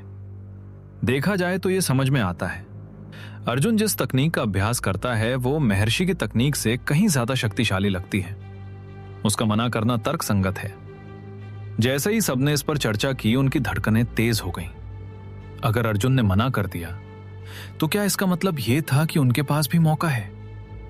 महर्षि नीलमणि भी स्पष्ट रूप से बहुत हैरान थे। उन्होंने काफी देर तक अर्जुन को घूर कर देखा, फिर सिर हिलाते हुए बोले, तो तुम्हारे पास पहले से ही कोई और महान विरासत है। चूंकि बात ऐसी है तो ये तुच्छ साधक तुम पर दबाव नहीं डालेगा। ये कहकर उन्होंने अपना सिर हिलाया, कुछ बार अफसोस के साथ अर्जुन की ओर देखा और अंत में एक ठंडी आह भरी। चूंकि इस साधक की अवशेष आत्मा जाग गई है तो ये अब नश्वर लोक में अधिक समय तक नहीं टिक सकती। आज मुझे अपना उत्तराधिकारी चुनना ही होगा, महर्षि ने घोषणा की। सू! जैसे ही ये शब्द उनके मुंह से निकले, वहां मौजूद हर किसी ने अपना सीना तान लिया। सबके लिए ये एक सुखद आश्चर्य था। सबसे बड़ा प्रतियोगी अर्जुन दौर से बाहर हो चुका था, यानी बाकी सबके लिए रास्ता साफ था। महर्षि ने चारों ओर देखा और पूछा, रोहन कौन है? ये। जैसे ही उन्होंने ये नाम लिया, बाकी सबकी उम्मीदों पर फिर से पानी फिर गया। महर्षि ने अर्जुन के भाई रोहन को चुना था, पर देखा जाए तो यह स्वाभाविक था। रोहन का प्रतिभा अंक अर्जुन के बाद सबसे ज्यादा था। महाराज, मैं ही रोहन हूं, रोहन ने आगे आकर कहा। महर्षि की आंखें चमक उठी। बहुत अच्छे, बहुत ही अच्छे। भले ही तुम अर्जुन जितने अद्भुत नहीं हो, पर इस उम्र और इस स्तर पर तुम्हारी शक्ति प्रशंसनीय है। तुम पुरुषों में ड्रैगन के समान हो। क्या तुम अपनी पुरानी सारी तकनीकें त्याग कर केवल मेरी विरासत को अपनाने के लिए तैयार हो? सब लोग रोहन को ईर्ष्या और जलन भरी नजरों से देख रहे थे, लेकिन उन्होंने देखा कि रोहन ने दृढ़ता से सिर हिलाया और कहा, मैं तैयार नहीं हूं। महर्षि ने सिर हिलाया। ठीक है, आज से तुम मेरे हैं। क्या कहा तुमने? महर्षि फटी आंखों से रोहन को देखने लगे। रोहन ने एक झेंपी हुई मुस्कान के साथ कहा, क्षमा करें महाराज, मैं जिस तकनीक का अभ्यास करता हूं वो मेरे कुंवर अर्जुन ने मुझे सिखाई है। मैं अपने कुंवर की दी हुई विद्या को नहीं छोड़ना चाहता। महर्षि के चेहरे की मांसपेशियां फड़कने लगी। उन्होंने अर्जुन को नफरत भरी नजरों से देखा, पर वे कुछ कर नहीं सकते थे। वे समझ चुके थे कि अर्जुन की तकनीक उनकी तकनीक से कहीं अधिक गहरी और रहस्यमयी है। बहुत अच्छा, लगता है हमारे भाग्य में मिलना नहीं लिखा है। अगला नाम है लकी। महर्षि ने सूची में अगला नाम पुकारा, लेकिन इससे पहले कि वे अपनी बात पूरी करते, एक युवक भीड़ से बाहर आया और हाथ जोड़कर बोला, महाराज, आपकी दयालुता के लिए धन्यवाद, पर मैं भी अपने कुंवर की तकनीक नहीं छोड़ सकता। वो बोलने वाला लकी ही था। मैं महर्षि पूरी तरह अवाक रह गए। वे अपने समय के इतने बड़े दिग्गज थे, आज उनके साथ क्या हो रहा था? वे बस एक उत्तराधिकारी ढूंढना चाहते थे, पर यहां तो लगातार 3 बार उन्हें रिजेक्ट कर दिया गया था। सिर्फ वे ही नहीं, बाकी लोग भी हक्के बक्के थे। महर्षि की विरासत पाने के लिए लोग खून की नदियां बहा देते, और यहां इसे कचरा समझकर ठुकराया जा रहा था। लतिका। महर्षि ने सब्र करते हुए अगला नाम पुकारा। महाराज, मैं भी मना करती हूं, अर्जुन के परिवार की छोटी बच्ची ने कहा। महर्षि का चेहरा गुस्से से काला पड़ गया। वे लगभग बेहोश होने वाले थे। तो क्या अर्जुन के परिवार का कोई भी सदस्य मेरी गद्दी नहीं संभालना चाहता? पूरे परिवार ने एक साथ सिर हिला दिया। महर्षि की आत्मा गुस्से के मारे सीधे स्वर्ग से धारने वाली थी। ये कैसी स्थिति थी? ठीक है, मैं समझ गया। तो फिर मुस्कान कौन है? भीड़ से मुस्कान सहमी हुई बाहर आई। महर्षि ने थके हुए लहजे में पूछा, क्या तुम मेरी विरासत स्वीकार करोगी? मुस्कान ने चारों ओर देखा और सिर हिलाया। ये कनिष्ठ स्वीकार करती है। अंत में कोई तो मिला, पर महर्षि अब उत्साहित नहीं थे। उन्होंने चिढ़ते हुए कहा, ठीक है, फिर तुम ही सही। उन्होंने अपनी उंगली मुस्कान की ओर की। वूं, एक दिव्य ज्योति मुस्कान के मस्तिष्क में समा गई। आज से तुम मेरी उत्तराधिकारी हो। मैंने अपनी सारी तकनीकें और अनुभव तुम्हारे मन में सील कर दिए हैं। तुम धीरे धीरे इन्हें सीख लेना। बस मेरी इस परंपरा को खत्म मत होने देना। जहां तक इस महल की बात है, यहां मेरे बरसों के जमा किए हुए खजाने हैं। मेरी शिष्या के लिए जरूरी कुछ चीजों को छोड़कर बाकी सब चीजें तुम लोग ले सकते हो। इसे मेरी ओर से भेंट समझो। बस मेरी शिष्या का ख्याल रखना। इतना कहते ही महर्षि की अवशेष आत्मा पूरी तरह बिखर गई और गायब हो गई। धन्यवाद गुरुदेव। मुस्कान ने झुककर प्रणाम किया। पर अजीब बात थी, उसे इतनी बड़ी विरासत मिली थी, फिर भी वो खुश नहीं थी। उसे थोड़ा बुरा लग रहा था कि वो फर्स्ट चॉइस नहीं थी। तभी महल का मुख्य द्वार, जो कभी नहीं खुला था, धीरे धीरे खुल गया। अंदर से असीम ऊर्जा बाहर आने लगी। खड़े क्या हो, जल्दी चलो, महर्षि का खजाना, जो पहले जाएगा वही पाएगा। लोग पागलों की तरह अंदर झपटे। अर्जुन भी पीछे नहीं रहना चाहता था। दिव्य स्फटिक! अर्जुन ने देखा कि घनी ऊर्जा के कारण वहां कई स्फटिक जम गए थे। उसने झट से एक उठा लिया। बाकी लोग दूसरी चीजों पर टूट पड़े। यह दिव्य मार्शल पाताल हथेली है। यह कला तो कब की खो गई थी। 5वें स्तर का शस्त्र, मेरी मां। अब देखता हूं कौन मुझसे टकराता है। 6ठे स्तर की औषधि, अगर हमारे पूर्वज इसे खा लें तो वे शून्य अवस्था पार कर जाएंगे। सब खुश थे। इस साल का गुप्त लोक पिछले सालों से कहीं ज्यादा उदार था। तभी अर्जुन के पीछे से मुस्कान की दबी हुई आवाज आई, कुंवर अर्जुन। हाँ, क्या बात है? अर्जुन ने मुड़कर देखा। मुस्कान के हाथ में एक लंबी तलवार थी और उसके चेहरे पर चिंता के भाव थे। कुंवर, यह तलवार मेरे गुरु महर्षि नीलमणि की विरासत की तलवार है। मैं इसे आपको भेंट करना चाहती हूं, मुस्कान ने कहा। हैं? क्यों? अर्जुन पूरी तरह उलझन में था। अर्जुन के सवाल का सामना करते हुए मुस्कान ने थोड़ी झिझक के साथ कहा, कुंवर अर्जुन, भले ही मुझे मेरे गुरु की विरासत मिल गई है, लेकिन मेरा परिवार और मेरा नवचंद्र द्वार दोनों ही बहुत कमजोर हैं। अगर बाहरी ताकतों ने इसे जबरदस्ती छीनने की कोशिश की तो न केवल मैं इस विरासत की रक्षा नहीं कर पाऊंगी, बल्कि अंत में मेरी दुर्दशा मौत से भी बदतर हो सकती है। यह कहते हुए उसने दोनों हाथों से तलवार थामी और कहा, मैं ये तलवार आपको भेंट करना चाहती हूं, बदले में बस आपका संरक्षण चाहिए। अर्जुन तुरंत समझ गया, ये खुद के लिए एक मजबूत सहारा ढूंढ रही थी। मानना पड़ेगा, मुस्कान का दिमाग काफी साफ है। वास्तव में अर्जुन को महर्षि की विरासत की परवाह नहीं थी, पर इसका मतलब यह नहीं था कि दूसरे भी ऐसा ही सोचते हों। जेड ड्रैगन कंट्री के प्रताप खानदान और आकाश गंगा संप्रदाय के इरादे साफ दिख रहे थे। निशा, वायु देश की एक साधारण सी शक्ति को इतनी बड़ी विरासत मिलना किसी वरदान से कम और आपदा से ज्यादा था। ठीक है, मैं तुम्हारी और तुम्हारे संप्रदाय की रक्षा करूंगा, अर्जुन ने कहा। यह सुनकर मुस्कान की खुशी का ठिकाना न रहा। जब से उसे विरासत मिली थी, वो इसी चिंता में घुली जा रही थी। अब अर्जुन का वादा पाकर उसका बोझ हल्का हो गया। बहुत बहुत धन्यवाद कुंवर, कृपया यह तलवार स्वीकार करें, मुस्कान ने फिर से कहा। अर्जुन ने तलवार पर एक नजर डाली, पर सिर हिला दिया। मैंने महर्षि का एक दिव्य स्फटिक लिया है, तो मैं उनका ऋणी हूं। उनके उत्तराधिकारी की रक्षा करना मेरा फर्ज है। रही बात तलवारों की, तो मेरे लिए वे चाहे दिव्य अस्त्र हों या सूखी घास के तिनके, कोई फर्क नहीं पड़ता। मुस्कान का दिल भर आया। दूसरी ओर अर्जुन ने एक एक करके वे सारी सामग्रियां निकालनी शुरू कर दी जो उसने अपने अगले स्तर पर पहुंचने के लिए तैयार की थी। मुस्कान ने उत्सुकता से पूछा, कुंवर, यह सब क्या है? अर्जुन ने शांत भाव से कहा, मैं अपने स्तर में सुधार करने वाला हूं। मुस्कान चौंक गई। मैंने प्राचीन ग्रंथों में पढ़ा है कि कुछ विशेष तकनीकों या शरीरों को बड़े स्तरों को पार करने के लिए खास सामग्रियों की जरूरत होती है, पर हकीकत में यह पहली बार देख रही हूं। कुंवर, आप किस स्तर पर पहुंचने वाले हैं? प्राण संग्रह स्तर पर, अर्जुन ने लापरवाही से जवाब दिया। प्राण संग्रह? कुंवर, क्या आप वाकई अभी तक सिर्फ शरीर शोधन स्तर पर ही थे? मुस्कान का चेहरा सदमे से सफेद पड़ गया।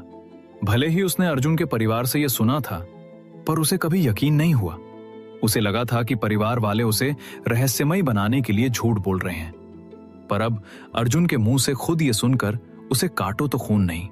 उसे पता था कि अर्जुन उससे झूठ नहीं बोलेगा। तभी अर्जुन को कुछ याद आया। उसने मुस्कान से पूछा, वैसे तुम आत्म रूपांतरण स्तर पर हो ना? जब प्राण संग्रह स्तर पर पहुंचते हैं तो किन बातों का ध्यान रखना चाहिए? अर्जुन थोड़ा नर्वस था। आखिर यह उसका पहला बड़ा ब्रेक थ्रू था। मुस्कान ने तुरंत समझाना शुरू किया। प्राण संग्रह का मतलब है सबसे पहले अपने शरीर के अंदर दांतियान क्यू सागर को खोलना। साधारणतः यह सागर जितना बड़ा होगा, आपके पास उतनी ही अधिक ऊर्जा होगी और आप उतनी ही देर तक युद्ध कर पाएंगे। और यह सागर जितना ठोस होगा, आपकी तकनीकों का प्रहार उतना ही घातक होगा। मतलब सागर बड़ा और ठोस होना चाहिए। अर्जुन ने सिर हिलाया। जी हां, मुस्कान ने आगे बताया। आम लोगों का सागर दिव्य दृष्टि से देखने पर लगभग 3 गाज के एक छोटे तालाब जैसा होता है। शक्तिशाली संप्रदायों के शिष्यों का 10 गाज के तालाब जैसा। और जो जीनियस होते हैं, उनका सागर 100 गाज की झील जैसा होता है। जहां तक रोहन जैसे योद्धाओं की बात है, उनका सागर लगभग 1000 गाज की विशाल झील जैसा होगा। अर्जुन ने पूछा, और तुम्हारा? मुस्कान ने शर्माते हुए कहा, जब मैंने शुरुआत की थी तब यह 3000 गाज का एक समुद्र जैसा था। अब आत्म रूपांतरण स्तर पर यह 8000 गाज तक फैल गया है। अर्जुन ने प्रशंसा में सिर हिलाया। मुस्कान वाकई प्रतिभाशाली थी। उसने आगे बताया कि कुछ विशेष लोगों के सागर में अद्भुत दृश्य भी दिखते हैं, जैसे सागर से उगता चंद्रमा या नीले आकाश में चमकता सूरज। ऐसे लोग भविष्य के महाबली बनते हैं। कुंवर, मुझे लगता है आपकी प्रतिभा से शायद कोई ऐसा ही विशेष क्यू सागर खुलेगा। अर्जुन ने कुछ नहीं कहा। ठीक है, जानकारी के लिए शुक्रिया। उसने सारी सामग्रियां सजा ली। अब मैं शुरू करने जा रहा हूं, तुम पीछे हट जाओ। मुस्कान पीछे हट गई, पर उसकी आंखें अर्जुन पर टिकी थीं। वो ये देखने के लिए बेताब थीं कि अर्जुन का क्यू सागर कैसा होगा। अर्जुन ने अपनी दिव्य पथ कला के अनुसार सामग्रियों को अपनी ऊर्जा से कुचल दिया। सूं, सामग्रियां सफेद पाउडर बनकर उसके चारों ओर बिखर गईं। अर्जुन ने अपनी श्वसन कला शुरू की। तभी पूरे गुप्त लोक की ऊर्जा पागलों की तरह अर्जुन की ओर खींची चली आई। महल के अंदर खजाना ढूंढ रहे लोग घबरा कर बाहर आ गए।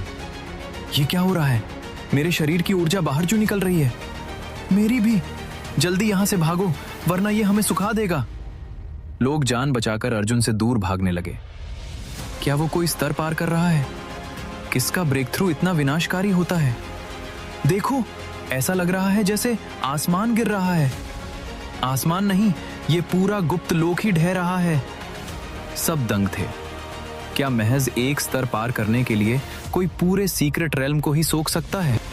उधर भंवर के बीच बैठे अर्जुन को बाहरी दुनिया की कोई खबर नहीं थी। वो अपनी दिव्य दृष्टि से अपने शरीर के अंदर झांक रहा था, ताकि देख सके कि उसका क्यू सागर कितना बड़ा खुला है। पर अगले ही पल वो खुद भी हक्का बक्का रह गया। आगे क्या अर्जुन देखता है कि उसका क्यू सागर कोई झील या समुद्र नहीं, बल्कि एक अनंत ब्रह्मांड जैसा है। और इस प्रक्रिया में वो गलती से पूरे सीक्रेट रेल्म को ही नष्ट कर देता है। आगे इन सभी सवालों के जवाब जानने के लिए बने रहें हमारे साथ सिर्फ और सिर्फ पॉकेट एफएम पर। हेलो लिसनर, अगर आपको हमारी कहानी अच्छी लग रही है तो 5 स्टार रेटिंग जरूर दें, ताकि हमें पता चले कि आप लोग तो हमारी कहानी पसंद आ रही है। तो हमारी कहानी के और भी ज्यादा एपिसोड सुनने के लिए हमें कमेंट्स में नेक्स्ट एपिसोड लिखकर जरूर बताएं।